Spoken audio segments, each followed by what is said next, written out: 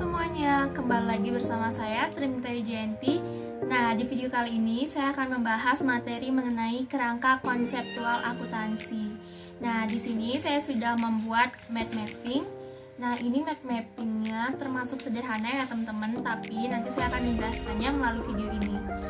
Nah, untuk mempersingkat waktu, langsung saja kita ke pembahasan. Jadi, di sini saya akan menjelaskan materi mengenai 3 level kerangka konseptual akuntansi keuangan. Nah, kerangka konseptual atau conceptual framework merupakan sistem yang memuat tujuan serta konsep dasar dari fungsi laporan keuangan. Kerangka kerja ini memiliki tujuan untuk menyediakan struktur yang digunakan pada teori akuntansi.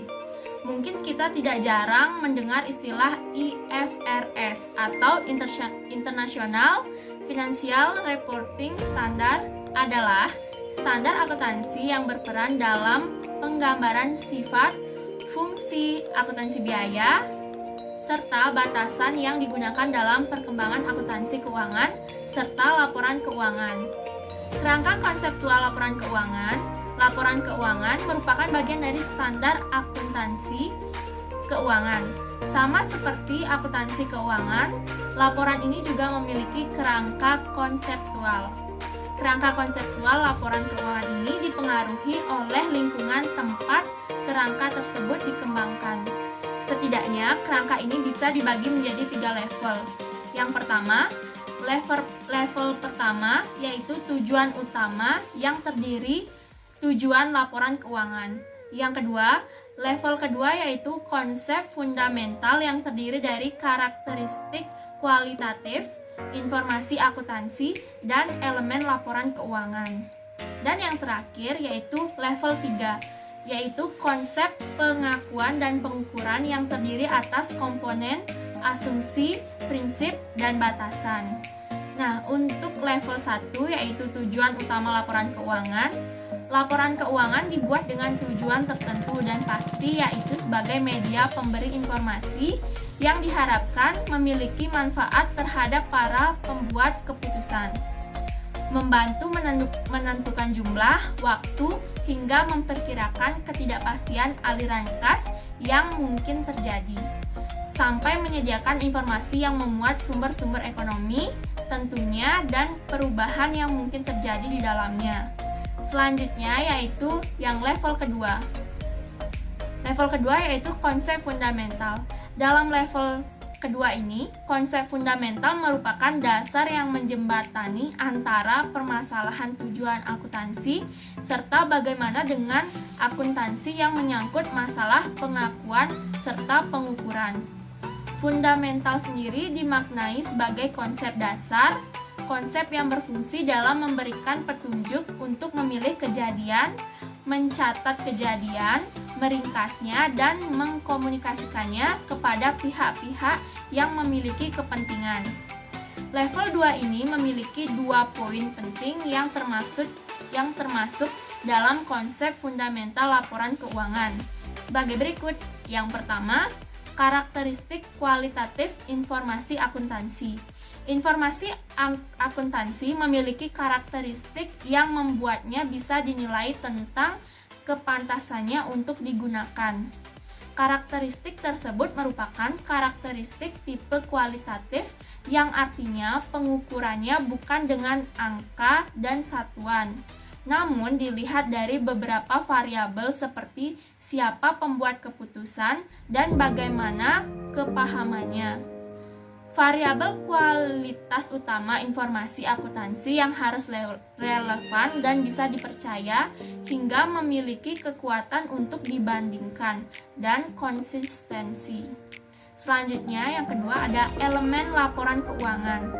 Sebuah laporan keuangan harus memuat elemen-elemen utama yang menjadikannya lengkap dan layak untuk digunakan. Elemen utama laporan keuangan tersebut antara lain aktiva, pasiva, ekuitas, investasi, distribusi, pendapatan biaya, keuntungan, dan kerugian. Nah, untuk level yang terakhir yaitu level 3, yaitu konsep pengakuan dan pengukuran. Di sini terdapat 3, yaitu yang pertama asumsi dasar. Poin ini penting untuk dipahami sehingga bisa kita mengerti cara-cara tertentu yang dilaporkan dalam laporan keuangan.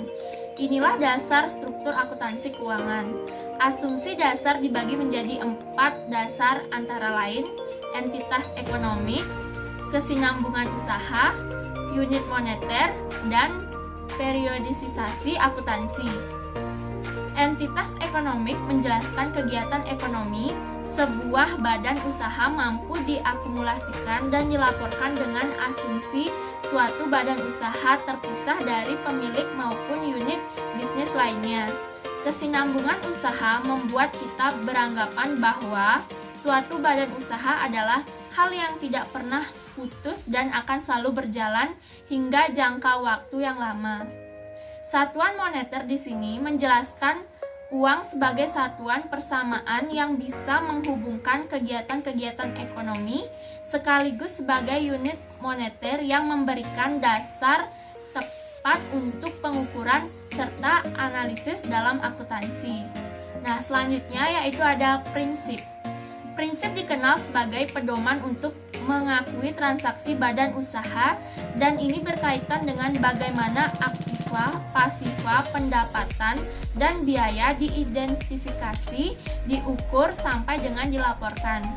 4 prinsip yang dikenal dalam akuntansi adalah cost historis, pengakuan pendapatan, penandingan, dan pengungkapan penuh. Cost historis menjelaskan tentang pengakuan aktiva dan kewajiban setara dengan cost atau harga perolehan. Pengakuan pendapatan merupakan prinsip dasar untuk mengakui pendapatan dengan memenuhi syarat, telah atau bisa direalisasikan dan telah menjadi hak. Yang terakhir yaitu batasan. 4 batasan akuntansi keuangan antara lain hubungan antara cost dan manfaat, materialitas, praktik dalam industri, dan konservatif. Hubungan antara cost dan manfaat menjelaskan bahwa manfaat informasi akuntansi harus bisa lebih besar jika dibandingkan dengan cost atau harga perolehan. Materialitas menjelaskan bahwa ketika sebuah item dicantumkan atau mungkin dihilangkan, pasti akan memengaruhi pertimbangan seseorang. Praktik dalam industri mewajibkan kita untuk memahami sifat khas suatu badan bisnis. Konservatif merupakan prinsip yang diterapkan pada kondisi penuh keraguan tentang perlakuan akuntansi yang akan dipakai.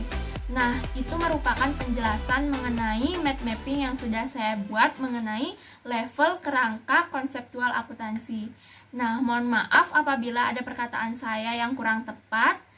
Dan kembali lagi di video selanjutnya. Sampai jumpa!